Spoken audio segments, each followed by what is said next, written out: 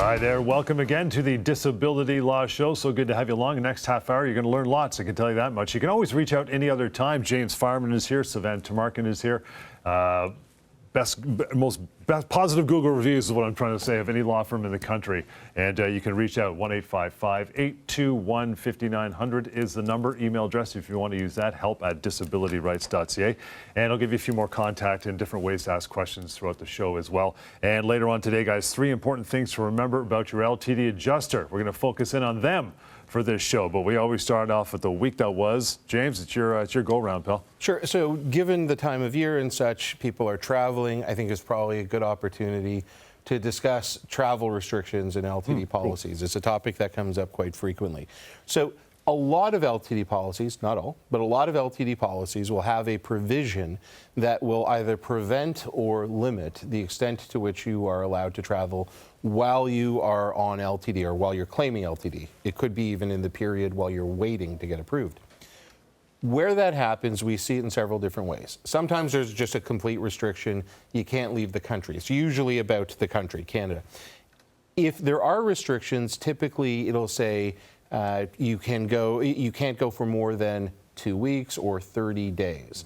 And then there are other policies that have no restrictions at all. And so you'll first, if you are thinking about traveling while you're on LTD, you first want to get a hold of the policy and figure out what the policy actually says about that. You want to make that your starting point. Whatever the restrictions are, even if there are none, the next thing that you want to do is you want to talk to your doctor.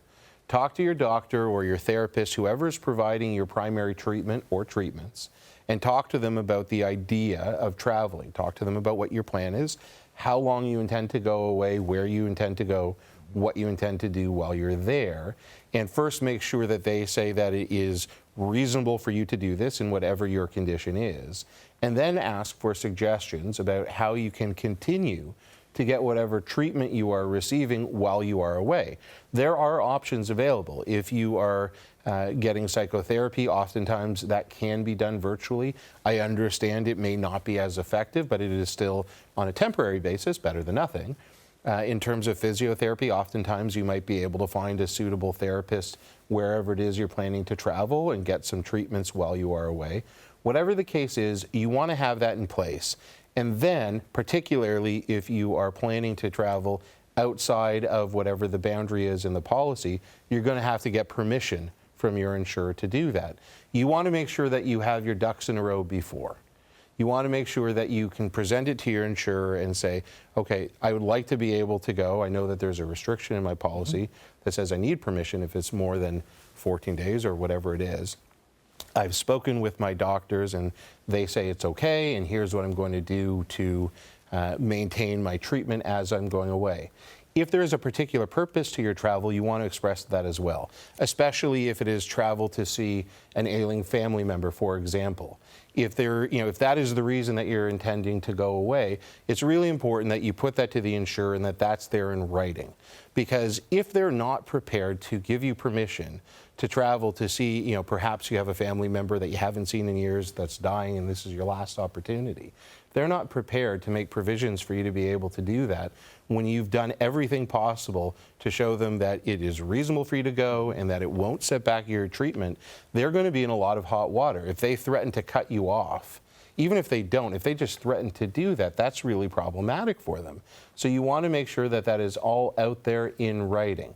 If at the end of the day, the insurer says, no, you're not able to go, then by all means reach out to us. You're going to have to make a decision in that sort of scenario about what is best for you, whether it is worthwhile for you to risk having your insurer cut off your benefits because you need to go see your family member if that is the case. And that may well be the right decision in the circumstances, and if that's the decision that you make, with the approval of your doctors, with a plan in place for ongoing treatment, and the insurer cuts you off, we can help. We can absolutely help. If the insurer cuts you off, that is absolutely something that we are able to help with, and we have many times. Sivan, what do you think?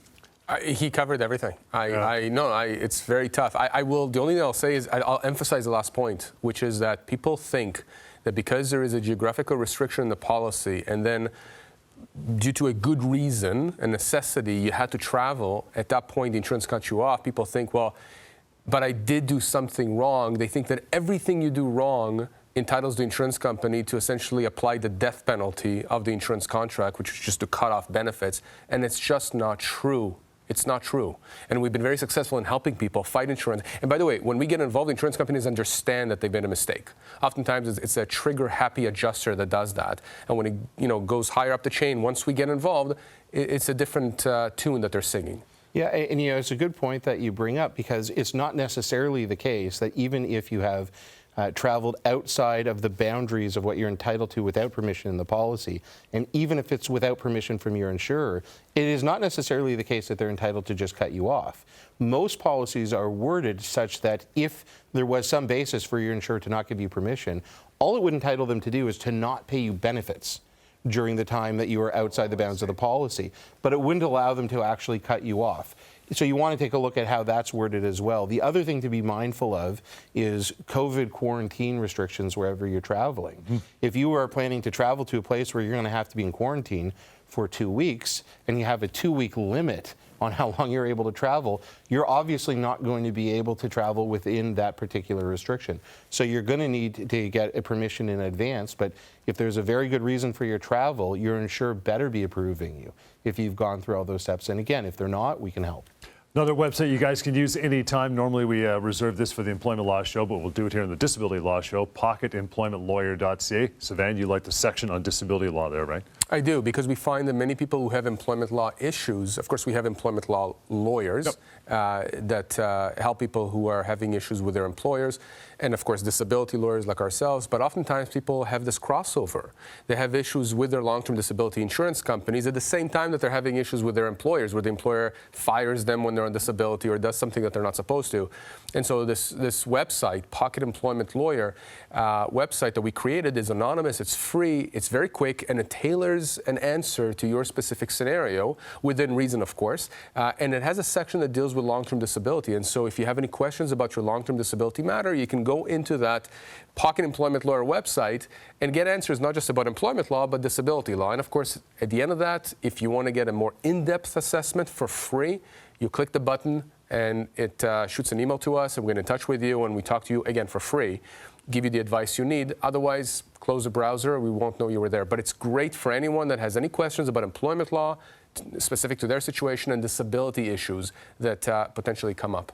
You can also go to the main hub, disabilityrights.ca, anytime. There you will find links to our long-running radio shows across the country. Sivan and James and a number of other cast members are present on those shows on a weekly basis for an hour. A lot of people call in. They have questions about disability law being cut off, so on and so forth. And we'd like to play them back here every couple of weeks. We'll get to our first phone call for this show right now. Ongoing low back problems, so I've been off of work. Gone to do tests like x-rays and MRIs. In the last 2 months, my workplace has offered me a package to come back to work. I'm full-time doing modified duties. My healthcare provider says that I'm not in good standing to return back to work, and my disability got denied as well. Okay. Very, very unfortunate, John. Again, something that we see quite often. People who are not ready to go back to work, they remain disabled from working, from performing the essential tasks of their own occupation or any occupation, depending where they are in the policy, and the insurance company simply says, no, we're going to cut you off. And they'll give you some reason for that. They'll tell you there's insufficient medical documentation. They'll tell you you're not totally disabled. We've talked about that term quite a lot and how misleading that is. So what we tell people is, if you are disabled from working, not if you're catatonic, not if you are bedridden, but if you simply cannot perform the essential tasks of your occupation, and your doctors or doctor, whoever's treating you, agrees that you should be off work, you potentially have a case. The insurance company is wrong. I say potentially because I don't know if you're 65 years old. I don't know what the reason is. But if the insurance company takes the position that, no, you're just not as disabled as you say you are, but your doctors confirm that you are, as between the two, I can tell you almost blindly, we're going to be able to force the insurance company to pay you what you're owed. So this is not unusual, John, but people, again, they get that denial and they think, oh my God, what am I going to do? I can't fight this huge, beast of an insurance company, billion-dollar entity. There's no way I can do anything. But wait, at the bottom of that denial letter, it says I can appeal that decision, right? They always have this paragraph or two talking about appeals. Don't engage in those appeals without talking to us first. For the most part, we find that they are useless, right? You're like a hamster on a wheel when you engage in those appeals. So really, really important to understand, if you are unable to work and you know you're unable to work, and your doctors have confirmed that you should be off work for the foreseeable future, the insurance company should approve your claim. And if they're not approving it, you give us a call immediately, and we'll tell you what your menu of options are.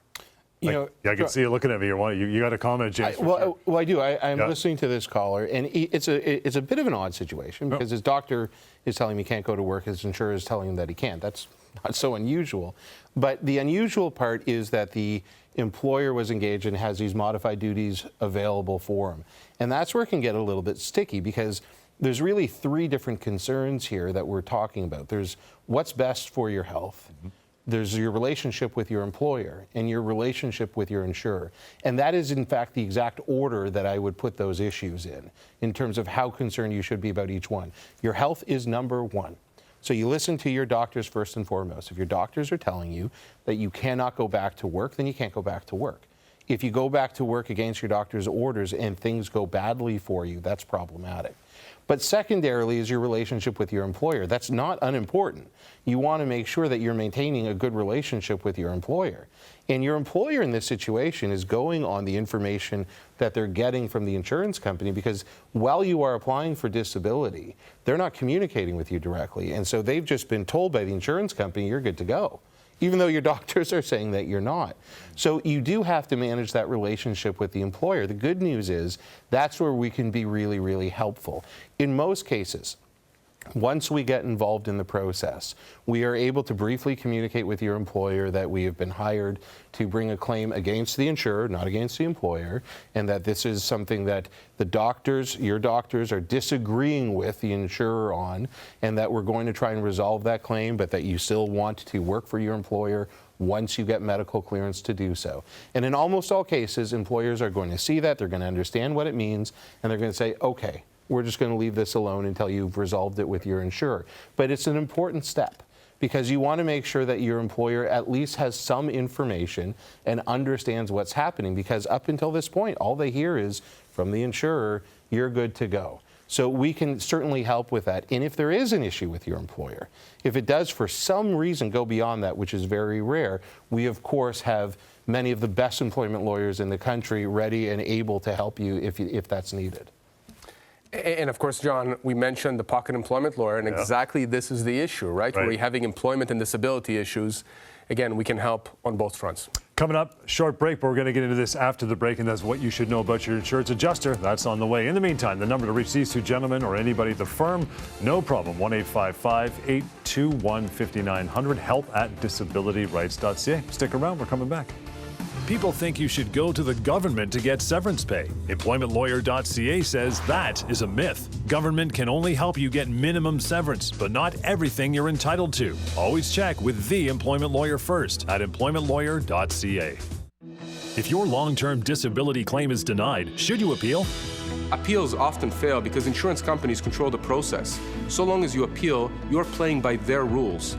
You should never appeal the denial of your disability benefits. Appeals are just a mirage of false hope.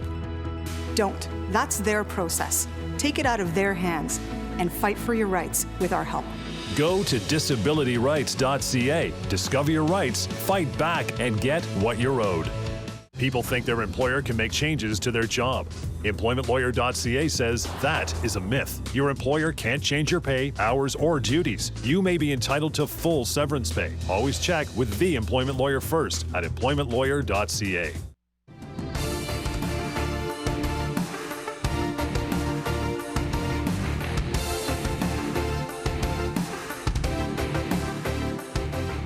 And welcome back. Thank you for hanging in through the break. Disability Law Show continues. I'm John Scholes, James Fireman, Sivan Tumarkin here. Of course, you want to reach out to these guys anytime. Always ready to have that phone call. No problem. 1-855-821-5900. You can go to help@disabilityrights.ca. And another place to ask your questions, mydisabilityquestions.com. Guys, the topic for today, 3 important things to remember about your LTD adjuster. We always mention adjusters sometime, some way on this show. And the first one is this: insurance adjusters make assumptions and decisions. decisions based on the information provided by their own consultants. What do you think? And of course, John, we mentioned the pocket employment lawyer, and exactly this is the issue, right? Where you're having employment and disability issues. Again, we can help on both fronts. So that is quite often, in fact, the case. Sometimes they don't even have their own consultants, and they think they know everything, and they make decisions. And we see this all the time, by the way. Those are fairly comical. I mean, not from the standpoint of the individual that is on the receiving end of a bad decision from the insurance company, but it's comical because when we go through the file, we see all of these assumptions, and we can easily undermine them.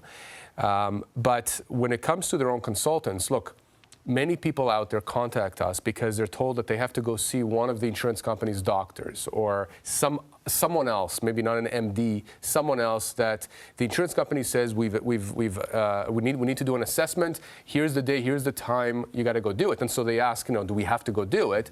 And yes, you do have to. Again, there are some caveats to that, and there is a memo, a very good memo, frequently asked questions memo on our website, ltdfaq.ca, that answers those questions.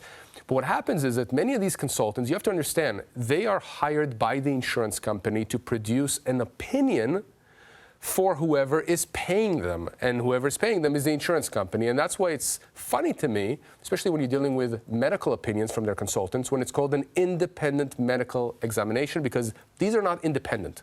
These are individuals hired, selected, chosen, solicited by the insurance company to provide an opinion that they hope will benefit them, will allow them to then, on the basis of any conclusions included in those reports, cut you off, stop your benefits. And so what happens is many of these adjusters end up looking at these reports from doctors or non-doctors, whoever those are, the consultants, some of which, by the way, have no expertise in the area for which the individual is under disability. And then upon those assumptions, they end the benefits, or they ask for something else that they're not allowed to ask for under the policy.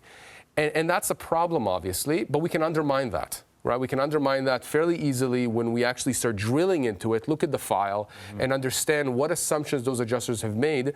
And sometimes they hire their own consultants, etc. So we see those all the time. You have to understand when an adjuster makes a decision to cut you off, oftentimes, many times, these decisions are made based on faulty assumptions, and you really have no foundation and contradict what your own doctors are saying. And again, that's where we come in and we can help. Just on this point, now, if you're sent to go see a doctor, you know that they've hired this consultant or this expert. But most of the time, we don't see that because that's real expensive to have them actually assess you. In fact, most of the time, what we see is the insurance company is just going to hire a doctor that's on their roster to just review the paper file and provide them a quick response. It's a hidden process. You don't even know what's happening. You'd have no way of knowing that they're hiring this person to do it. You don't know who they are, you don't know what their qualifications are, and you don't know what they've been asked. And a lot of times, they're asked questions in a very particular way that is meant to generate a response to be used to undermine your claim. They'll say, is there any objective evidence of the person's pain? Which is a stupid question, because pain is subjective in its nature. You're not going to have objective evidence. And so invariably, the response to that question is no. And then they say, there's no objective evidence of your disability, and we've checked with our consultants and they agree. So you can see that there is a hidden thing happening here. It is frustrating, but once we get the file, we're able to see exactly what's gone on, what questions they've asked, and how we can undermine their position effectively. Everything you need to know about your insurance adjuster, that's what we're going through. Number 2 is for you, James. Is it, I guess, common for an adjuster to skim misinformation on a claimant's file? Because you said before, some of these adjusters have files up to here on their desk, right? Sure. I mean, adjusters, like anyone else, there's a spectrum that they're going to fall on. Sure. There are some that are more competent, others that aren't.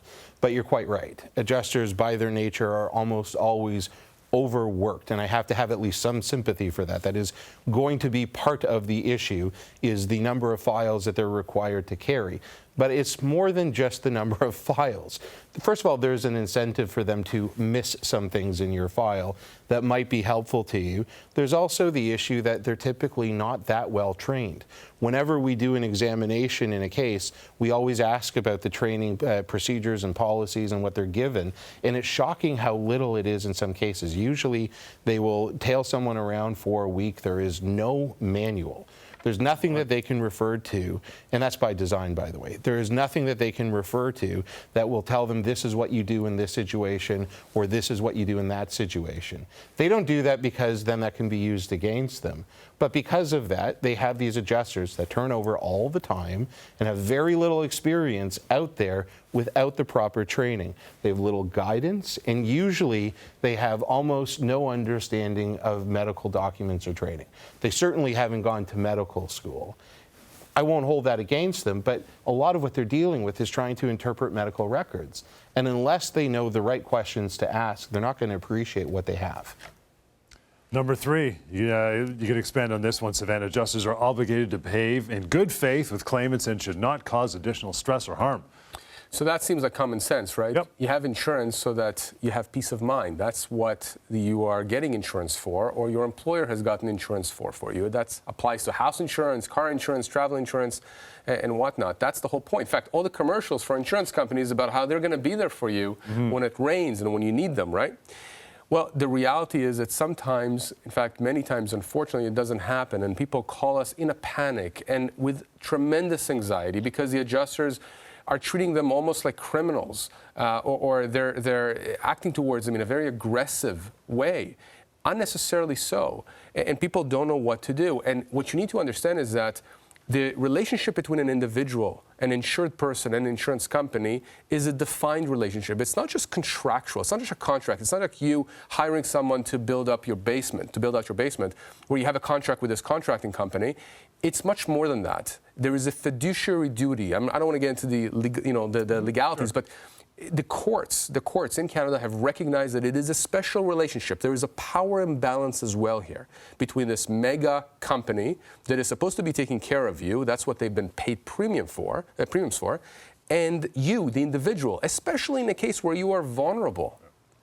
And so oftentimes when these insurance companies, these adjusters, don't behave in the way that they should, that leads to a cutoff where we get involved. But in some cases, the behavior is so egregious, and it's documented, it's just so bad that we can go after the insurance company, not just for what the person is owed under the policy, under the contract, but what's called extra contractual damages, punitive damages, which are designed to punish the insurance company. And we've seen this across the country, across Canada. Judges have come down with a hammer on insurance companies' heads for exactly that.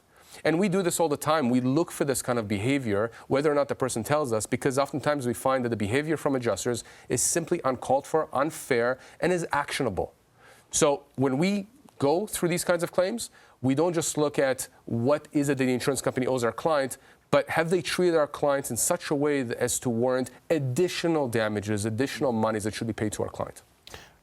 I want to add one thing here, John. Sure. From a practical perspective, what can you do if you're in a situation where your insurance company and their adjuster is not treating you with respect, is being aggressive, and is in fact increasing your disability if you have a mental health claim and they're causing significant additional stress and anxiety? What do you do in that situation? Well, first and foremost, you want to let the adjuster know that that's what's happening.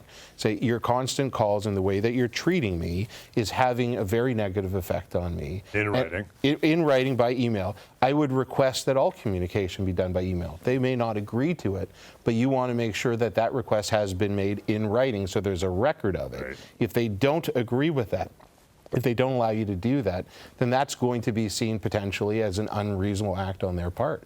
And you want to make sure that you also report the stress and the harassment to your doctor, to your therapist. Because first of all, they're going to be able to tell you what to do about that, provide you with some remedy, some treatment perhaps that might allow you to cope with that, but also they're going to make a record of that. So that is going to be in the clinical notes, and if you get cut off, that is something that will be a factor when we get involved and we bring litigation. And it goes to those punitive damages for sure. Here's a good question. Should you accept a lump sum settlement from the insurance company? You don't have to answer that. We will, but we'll do it after a short break. Here's the number as we get into a break. 1-855-821-5900. Email address you can always use is help@disabilityrights.ca. We're coming right back. People think contractors aren't owed severance. EmploymentLawyer.ca says that is a myth. Many contractors are actually employees and are entitled to full severance pay. Always check with the employment lawyer first at EmploymentLawyer.ca. How do you force insurance companies to pay long-term disability claims? Insurance companies deny legitimate claims all the time. They're playing the odds. they know that most people are just going to walk away. Your insurer may ignore you, they may even ignore your doctors, but they can't ignore us. We know how insurance companies work. We know their weaknesses. We know how to use the legal process to force them to pay you what you're owed. Go to disabilityrights.ca. Discover your rights, fight back, and get what you're owed.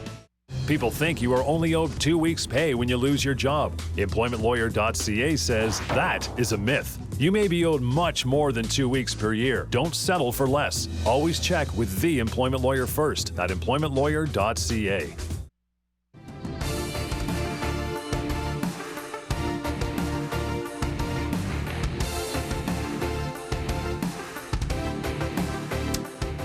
Welcome back, Disability Law Show. We'll get to another email with the last few minutes of the show, guys. help@disabilityrights.ca is how you can send one along anytime. They'll answer beyond the show as well. Sometimes it'll appear on a show.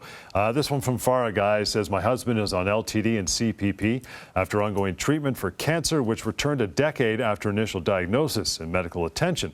The insurance company's claims manager called to check on his progress and informed us that we can take a lump sum or continue to receive payments for 6 months, at which point he will be cut off.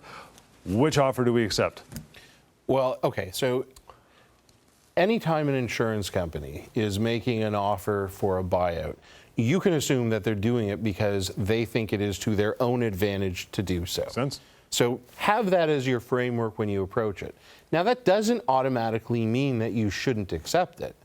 What I will tell you is in almost all cases, if they've made a first offer, there's probably more money to be had. Having said that, though, when you're looking at whether or not a lump sum offer is something that is of benefit to you or is preferable, you have to look at all of the factors involved. Obviously, the first thing you're going to be looking at is the money. So how much money are you getting under the lump sum offer versus how much would you likely be entitled to?